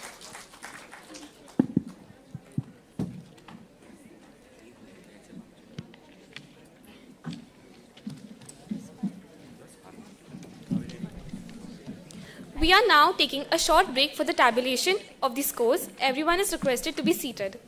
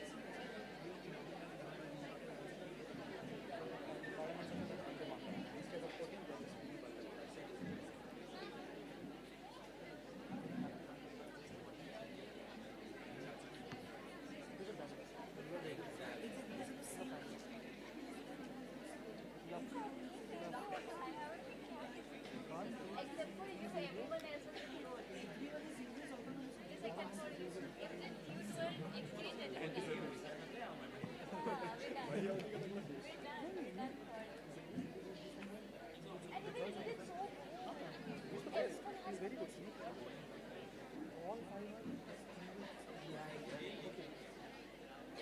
already knew about you because the other guy already mentioned that there is Shakti and her better है blue shirt में वो देखो उसको देखो he's my mentor and he's so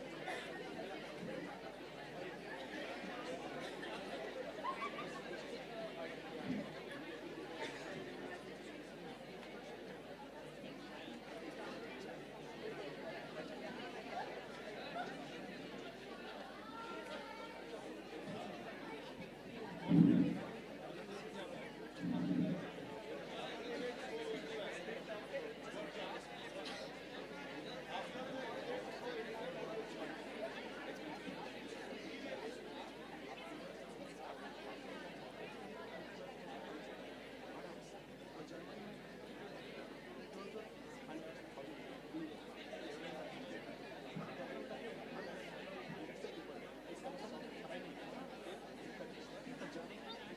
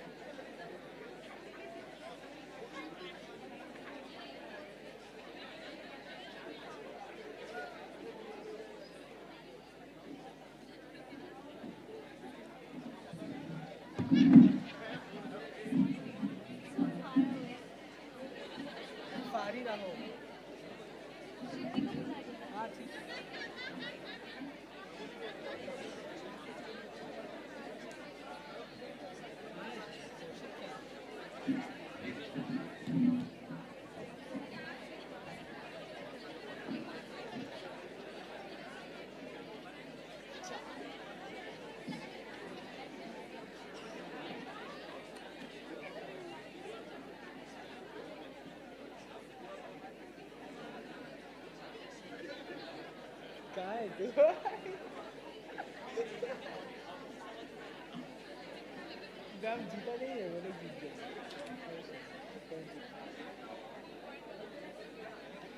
का क्या देखा मैंने, हम हार जाएंगे फॉर श्योर।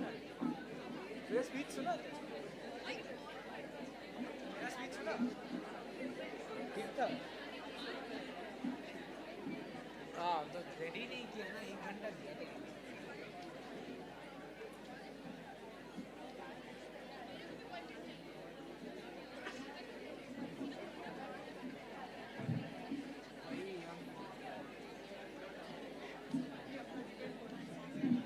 देखना पड़ेगा, तुम आया नहीं देखने क्या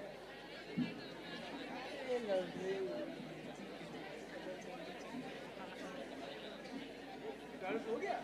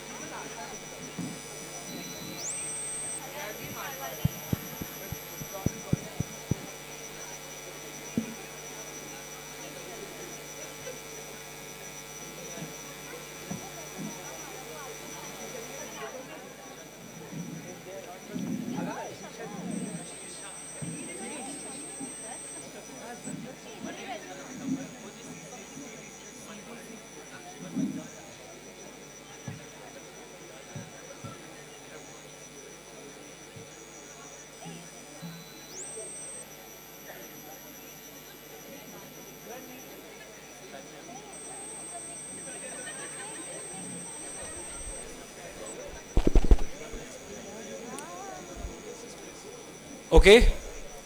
Can I have your attention, please? Thank you.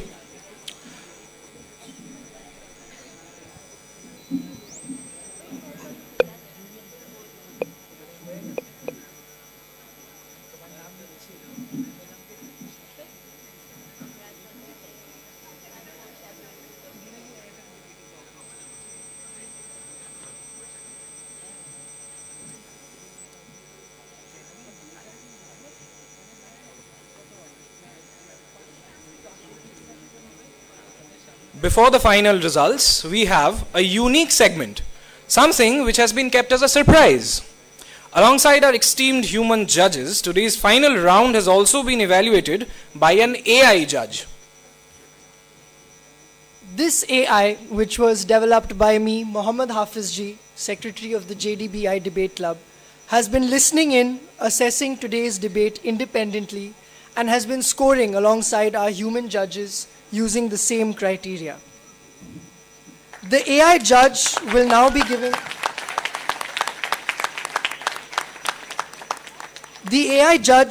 giving a commentary on today's debate, summarizing the arguments made by both teams, identifying any central policy trade-offs, and highlighting any unresolved implications for Gen Z.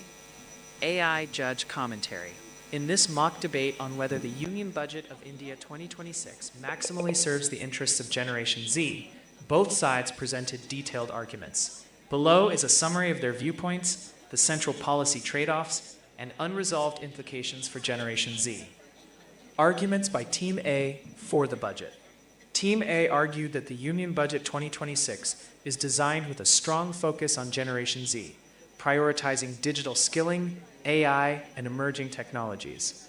They highlighted enhanced funding for education reform aligned with future industries and internship-linked employability schemes, which aim to make Gen Z globally competitive. The budget was said to actively invest in innovation, job creation, and financial inclusion, ensuring Gen Z is well prepared for a rapidly evolving job market.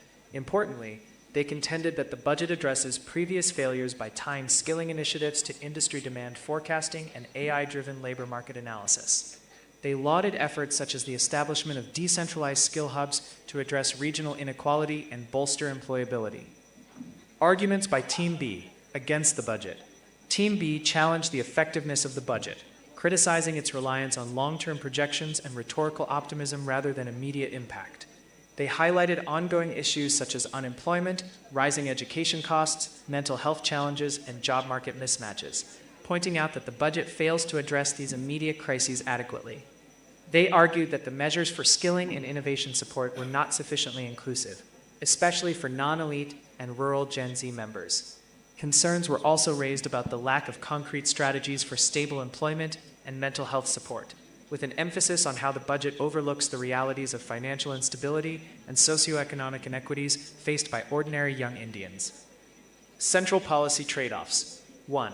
Short-term relief versus long-term growth. The budget's focus is heavily skewed towards fostering future readiness through skills and innovation development. However, this creates a trade-off between immediate economic relief for Gen Z and long-term aspiration building. 2. Resource allocation versus access equity. Significant investments are highlighted, yet questions of equitable access remain, especially across different socioeconomic and regional backgrounds. 3.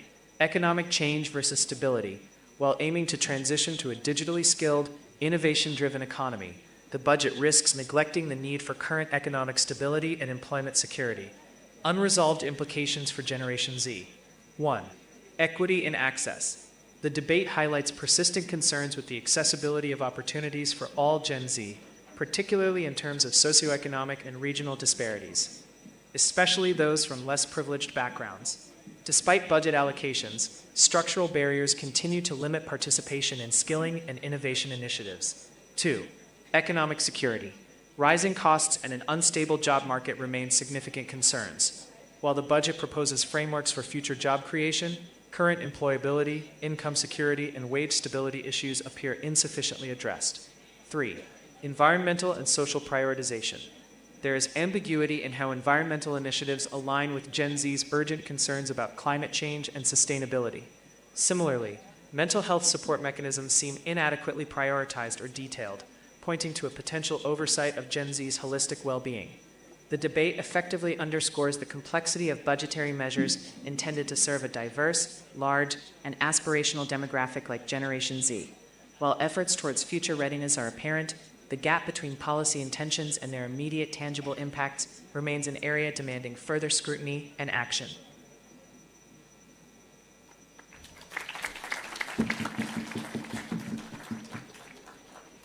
Can we have another big round of applause for the sheer innovation and creativity? Mind you, this AI wrapper was created from scratch.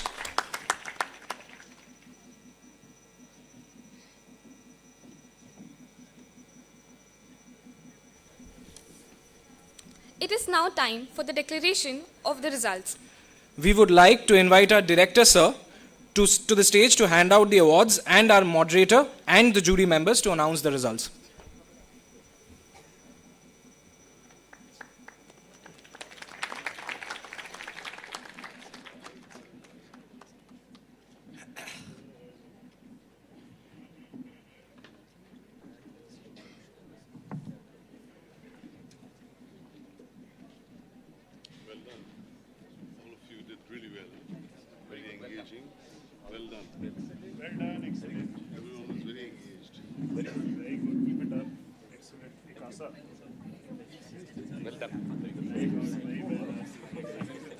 Good work. Good job, guys. Well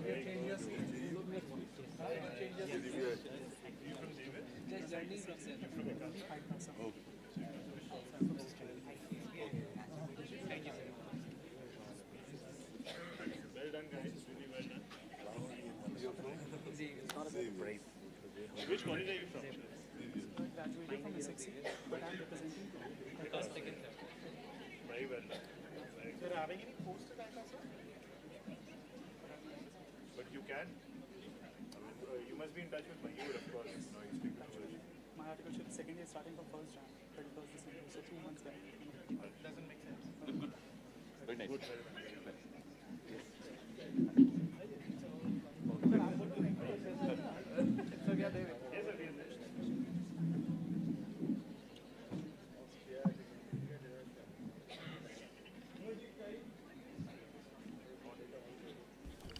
Right. So time for verdict, and let me tell you that the judges have had a huge challenge. The reason is very clear. Who's best and who spoke most powerfully, who could connect well. These were all very critical questions for them. And we could appreciate that some of the speakers could connect all the boxes, how energetic they were and how confident they were, how well they spoke, and how the audience took it. That's very important, actually. We do have the winner, and it is Team 4.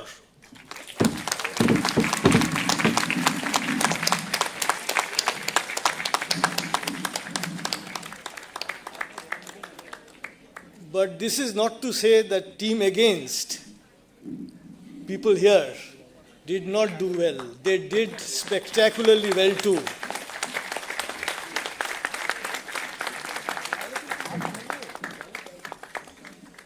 And we have two outstanding speakers, and the judges had a very tough call, very tough time as to find out and ascertain who's better and who's a little short of the mark that the better one scored. And we have the pleasure of naming Mohammad Shahid Dyer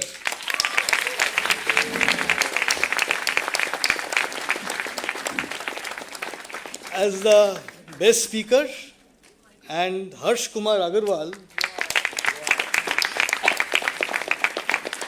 as the next best. But the good thing, and I hope the audience would be on the same page as I, Harsh and Shahid, they are neck to neck, and the difference between them, according to the judges, is only marginal. The trophy and prize, of course, are yours.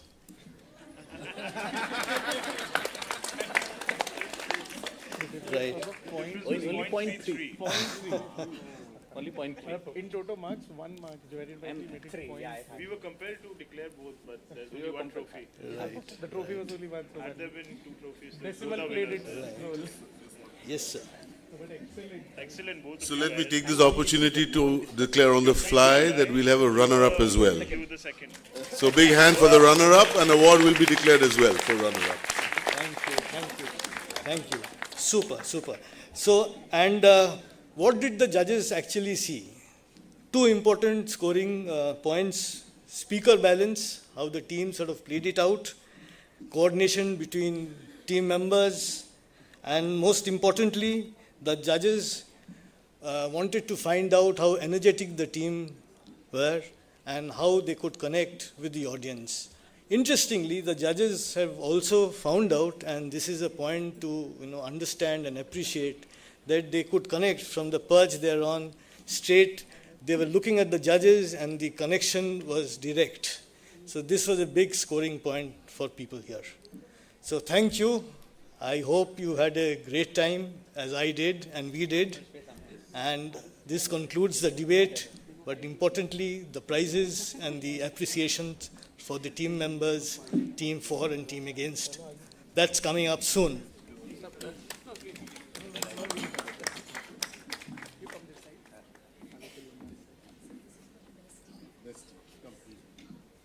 Congratulations.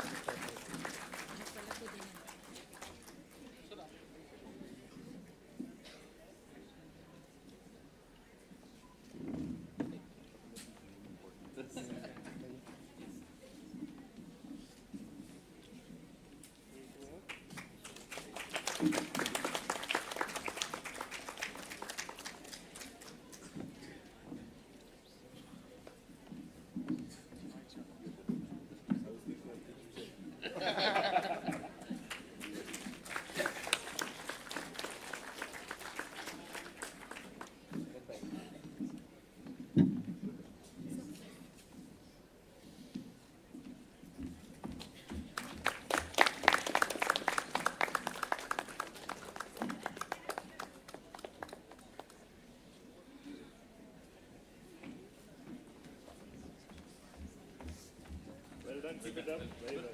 Good job in the rebuttal. The winner team gets a cash prize of 20,000 rupees.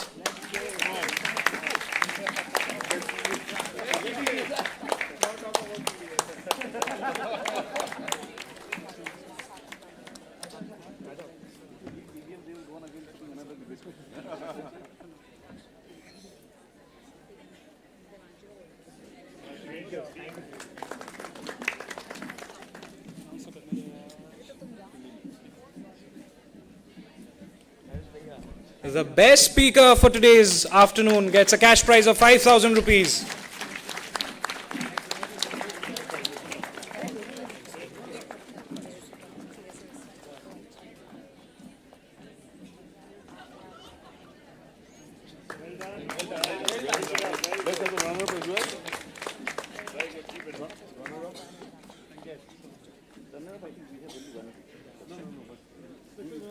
Special round of credit. Harsh.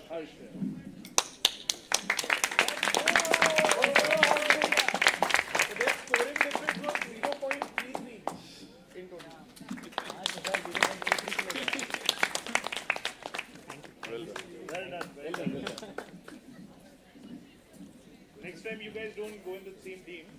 Separate. It's more fun like that.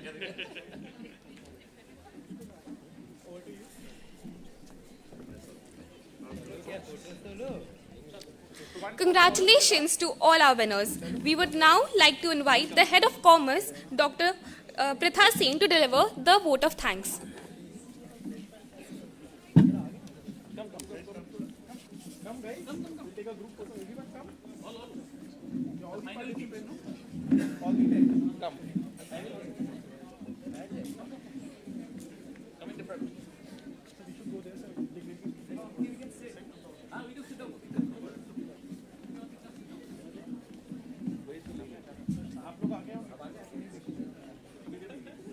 This photo is more important for you guys.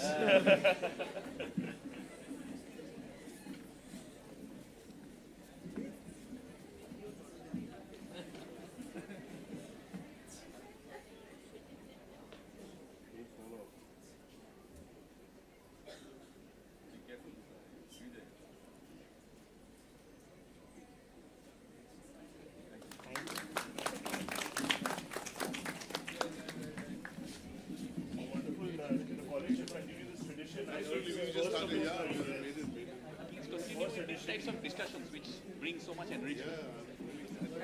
I was surprised by the level of research each one of them has done. And they are ready with the rebuttals. They were ready to read each other and try to understand where the That's the power of JD. Absolutely. Solid understand. This is a platform. Yes. Congratulations.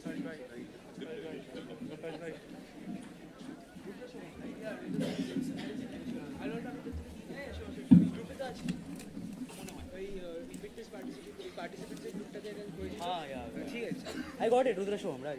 07 though? Yeah, perfect.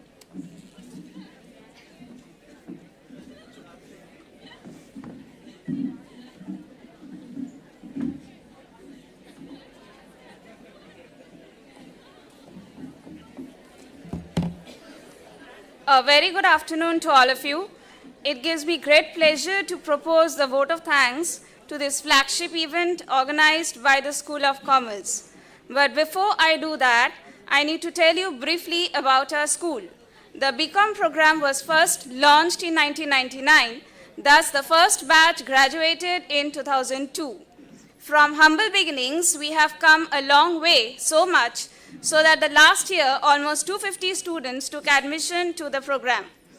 In the meanwhile, the 3-year degree course has transformed itself to a 4-year degree course under the NEP 2020, and this happened from 2023 onwards. We also have a postgraduate program, MCOM, which was launched from 2013 onwards. Our alumni are engaged in academics, research, entrepreneurship, and many of them are employed in well-known companies, which includes the Big Four: Deloitte, PwC, EY, and KPMG.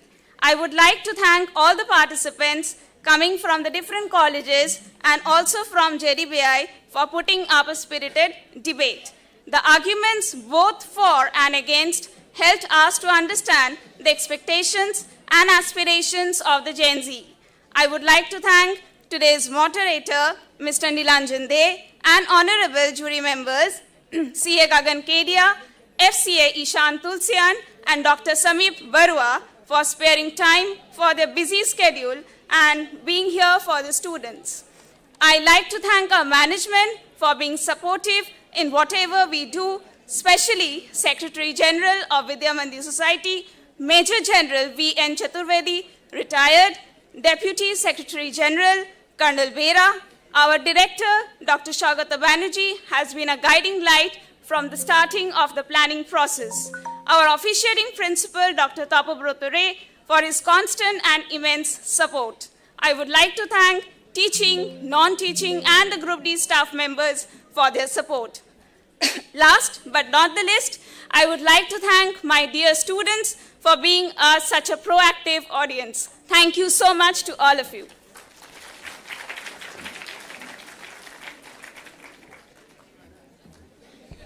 Thank you, ma'am.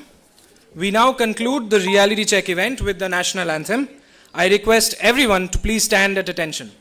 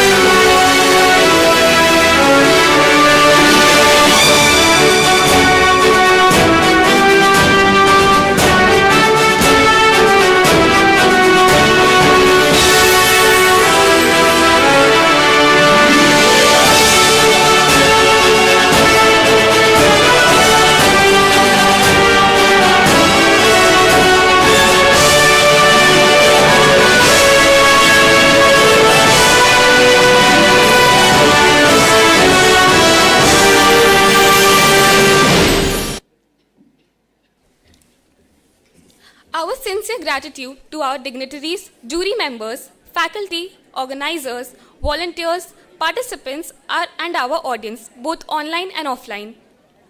Thank you for your patience. You've been a lovely audience.